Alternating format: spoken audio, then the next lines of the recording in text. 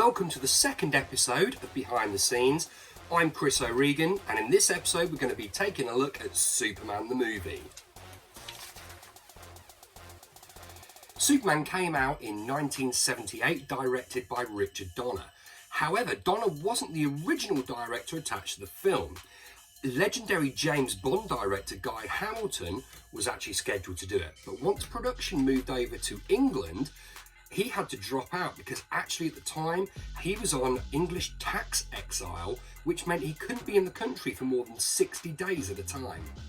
Once Richard Donner was brought on board, he was assured that the film was ready for shooting. However, he hated the script. He thought it was gratuitous and disparaging. And in his words, he said, "It was gratuitous action. I'm reading this thing and Superman's looking for Lex Luthor in Metropolis. And he's looking for every bald head in the city.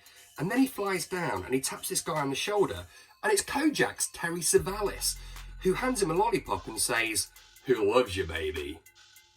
I think we can be grateful that Richard Donner insisted that got changed."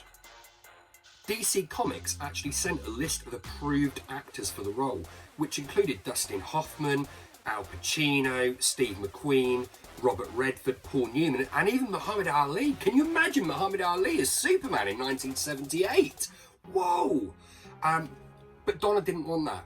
He wanted somebody that was unknown. He wanted somebody that people wouldn't look at and think of their previous roles. He wanted somebody that, to the audience, would actually become and be Superman. So he went for Christopher Reeves, who had not got that many roles behind him. And I think history shows that people look at Christopher Reeves and believe that a man can fly. Superman was the second highest grossing film of 1978, just behind Grease. In its initial run, it actually topped the box office charts for 13 consecutive weeks. You know, Darth Vader actually helped shape Superman. It's true. Christopher Reeves had to put on a little bit of muscle mass to play the role, so they turned to David Prowse, who is better known as the guy that's inside the suit of Darth Vader. He's a well-known bodybuilder of the time, and he helped Christopher Reeves put on the mass that was needed to play the role of Superman. So you could say that the man that created the Death Star is responsible for the Man of Steel. While the movie was filming in New York in 1977, it was actually filming on the night of the big 77 blackout. The New York Daily News was actually only able to still publish on that occasion because the movie producers allowed them to use their generators to run the presses. What's really unfortunate though is that cinematographer Jeffrey Unsworth actually thought he was responsible for causing the blackout, because just as he plugged a spotlight into a street light of all things, it said at that exact moment that all the lights around the city went out. Can you imagine being Jeffrey at that moment in time and thinking about what you've done?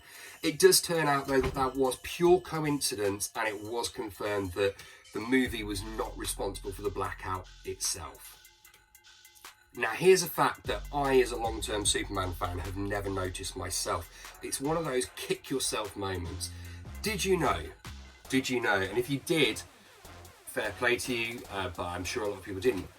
Clark Kent and Superman parted their hair on opposite sides.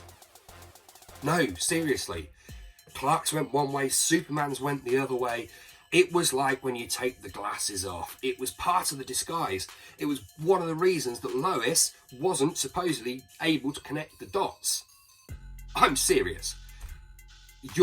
Those of you that didn't know are basically going to go and Google this now, aren't you? You're going to look through. Well, you don't have to because it's on the screen.